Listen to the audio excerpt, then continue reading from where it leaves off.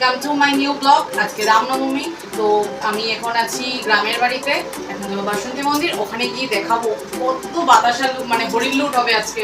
যে যার মানসিকের জন্য সবাই ওখানে দিয়েছে। কালাচাঁদ এসছে, যেটা আমার ছোট মেয়ের অন্নপ্রাশনে যে ঠাকুর আনা হয়েছিল সেই ঠাকুর ওখানে এনেছে। তো ওখানে গিয়ে আবার বিয়ে করবো। তো আমরা সবাই মিলে চলে এসেছি বাসন্তী মন্দিরের মাঠে। আর আগের থেকে বাবা ছিলেন, বাবা বলতে আমার শ্বশুরমশাই ওখানে কীর্তন করছিলেন। কালাচাঁদের বিদ্রোহ এসে আগেই বলেছি, একটু পরেই দেখবেন কুইন্টাল কুইন্টাল শুধু বাতাসা ছোড়া হচ্ছে।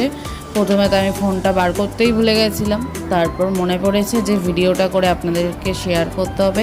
তো দেখুন কত বাতাসা, আইসক্রিম, লজেন্স, অনেক কিছু এখানে আছে আলু কাটা, শাক, পটল আর কুমড়ো।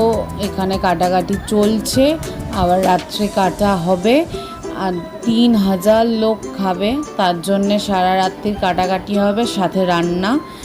পরের দিন দশমীর দিন যাতে সবাই খায়। আর একটু আমার বদনটা দেখিয়ে নিলাম। আর এটা হচ্ছে মায়ের বিদ্রোহ, এই বছর নতুন করে মায়ের বিদ্রোহ। হরিণ লুট হয়ে যাওয়ার পর আমরা সবাই মিলে গেছিলাম নতুন পুকুর, চণ্ডী মায়ের মন্দির। ওখানে বড় করে মেলা বসে, আর মেলায় যাব ব্রেক ডান্স চলবো না, হতেই পারে না। তো একটু সবাই মিলে ব্রেক ডান্স চললাম, সবাই মিলে ফটো সেশন করলাম, আর অনেক কিছু খাওয়া দাওয়া করলাম, দিয়ে চলে এসেছি।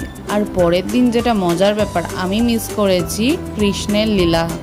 প্রথমে সোনা মানে আমার বড় মেয়ে আরাত্রিকা, আমার ভাসুরের 2 মেয়ে, ছোটো মেয়েটা তো খুবই নাটকাটি, ওরা দুজন স্টেজে উঠে গেছে, খুব এনজয় করে। রান্না কমপ্লিট, রান্না চলছিল হচ্ছে। আর একটু দেখাবো যে রান্না হওয়ার পর কিভাবে রাখার ব্যবস্থাটা হয়। অনেক যেহেতু হাজার হাজার মানুষের খাওয়া, তাই জন্য এমনি করে রাখা হয় যাতে নষ্ট না হয়ে যায়।